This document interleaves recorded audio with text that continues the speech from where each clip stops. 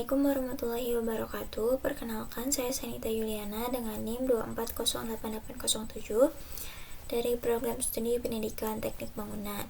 Nah, pada video kali ini saya akan menjelaskan sedikit tentang perhitungan tulangan balok di Excel. Nah, jadi di sini saya sudah memiliki gambar contoh gambar ya teman-teman, yang nantinya akan kita hitung. Nah, ini tuh gedung C FPTUP. Nah, di gedung ini itu terdapat dua jenis kolom, dua jenis balok, yaitu ada yang dimensi 30 x 50 cm yang fungsinya itu menerima beban langsung dari plat lantai dan mentransfernya langsung ke kolom tumpuan utama. Lalu untuk balok anaknya itu berukuran 20 x 40 cm. Fungsinya itu untuk mengurangi bentang plat lantai agar plat tidak terlalu tebal, lalu untuk menyalurkan bebannya ke balok utama, begitu.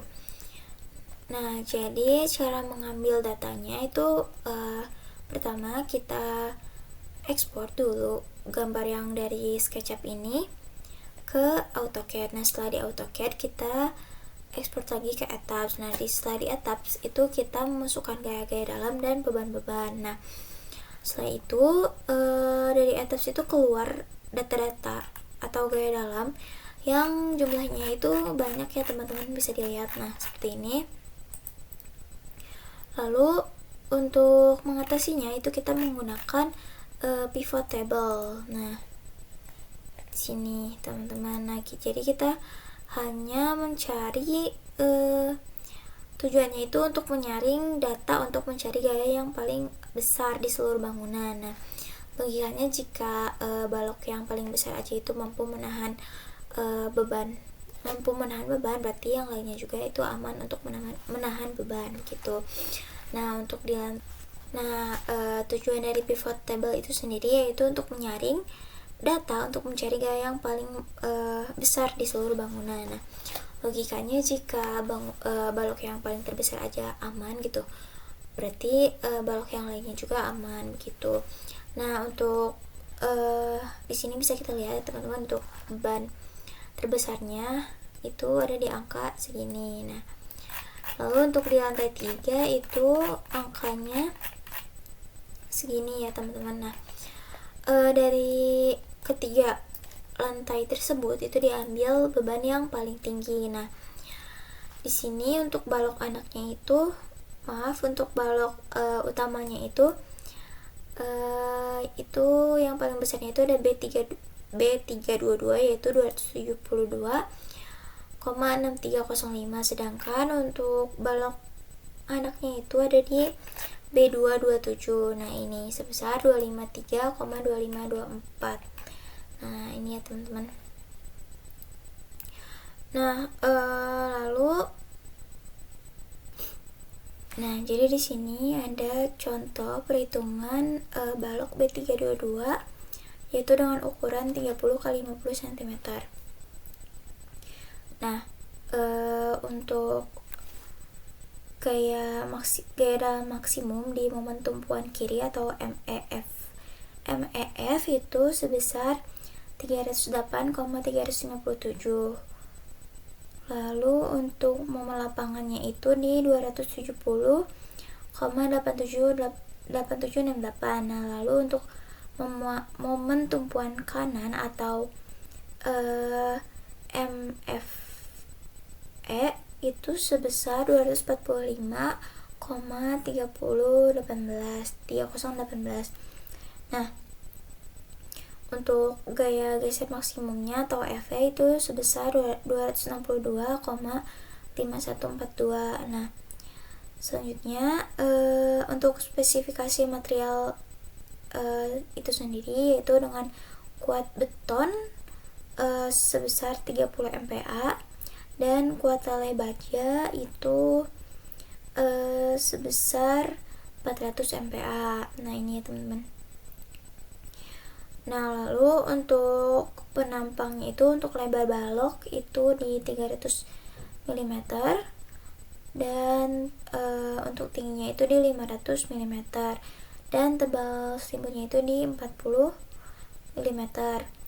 Nah, lalu untuk di tinggi efektif dari balok tersebut ada di 412,5 mm. Nah, jarak D inilah yang mempresentasikan tinggi aktual beton yang aktif memikul beban lentur. Nah, lalu selanjutnya kita menganalisis tulangan pokok. Nah, ini teman-teman. Nah, jadi berdasarkan rasio tulangan perlu yang kemudian dikonversikan ke jumlah batang utuh atau ke tulangan yang dengan diameter rencananya itu D25 atau 25 mm. Nah, untuk daerah tumpuan kiri atau EF ini itu menahan momen negatif sebesar 308,357 kN per meter. Nah, lalu membutuhkan kuat baja sebesar ini teman-teman 2846,25 mm. Nah, lalu hasilnya itu dikonversikan menjadi batang utuh sebanyak atau mensyaratkan menggunakan penggunaan 6 batang berdiameter 25. Lalu untuk daerah lapangan atau tengah itu menahan momen positif ini sebesar 270,8768. Nah, membentukkan luas bajanya itu di sini ya teman-teman 2116,125 yang